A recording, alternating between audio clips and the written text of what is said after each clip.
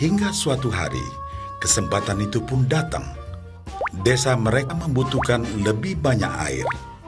Oleh karena itu, kepala desa mempekerjakan Embro dan Pipo untuk mengambil air dari mata air di gunung untuk dibawa ke tempat penampungan di desa.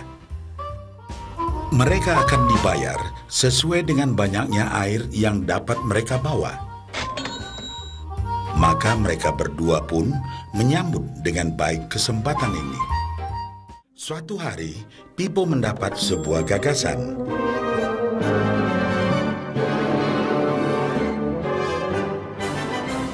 Ia berniat membangun sebuah saluran pipa yang akan mengalirkan air dari mata air langsung ke tempat penampungan air di desa. Dengan saluran pipa tersebut, ia akan mendapat lebih banyak air tanpa perlu lagi membawa ember ke mata air. Ia sangat antusias dengan gagasannya ini. Pipo pun mulai menceritakan gagasannya ini kepada Embro dan mengajaknya bekerja sama. Tetapi Embro tidak sependapat.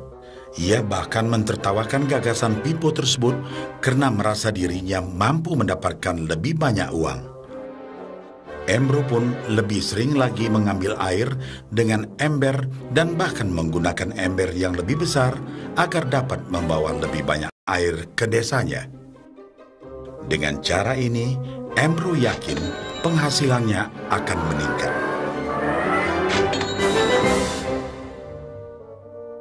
Pipo akhirnya memutuskan untuk mewujudkan sendiri gagasannya itu.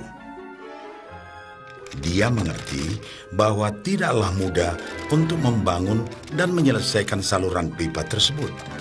Dibutuhkan beberapa tahun untuk bisa menyelesaikan dan menikmati hasilnya. Sementara itu, penghasilan Embro telah meningkat 2 kali lipat. Ia sudah berhasil membeli sapi dan memiliki gubuk baru yang lebih besar.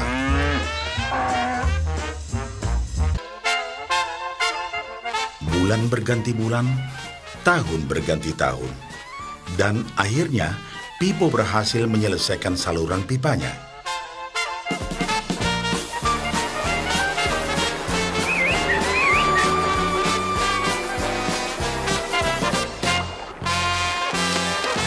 Kini tanpa perlu bersusah payah mengangkat ember, Pipo akan mendapat lebih banyak uang berkat air yang terus mengalir memenuhi tong-tong air di tempat penampungan. Air terus mengalir tanpa henti, bahkan saat ia tidur, makan, ataupun saat pergi berlibur. Pipo pun puas dan bangga. Berkat tekad dan kerja keras, kini penghasilannya pun mengalir tiada henti, seiring aliran air di saluran pipanya.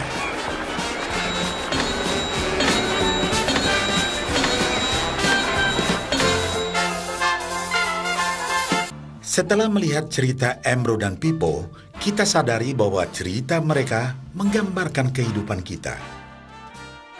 Pekerjaan yang dilakukan mereka melambangkan apa yang dilakukan kebanyakan orang dalam mendapatkan penghasilan.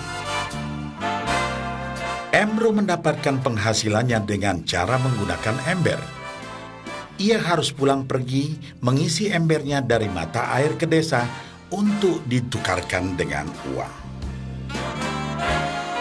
Untuk meningkatkan penghasilan, yang dilakukan Embro adalah dengan cara lebih rajin pergi ke mata air dan juga memperbesar ukuran embernya. Dalam kehidupan yang nyata, sangatlah normal kalau kita ingin meningkatkan penghasilan, kita harus bekerja lebih keras. Misalnya, dengan bekerja lembur atau mungkin mendapatkan pekerjaan tambahan. Kita juga dapat memperbesar ember kita, yaitu dengan menerima posisi pekerjaan yang lebih tinggi. Sebagian besar dari kita menukarkan waktu kita untuk mendapatkan uang. Seperti juga Embro, kita pun memiliki waktu yang terbatas untuk dibarterkan menjadi uang.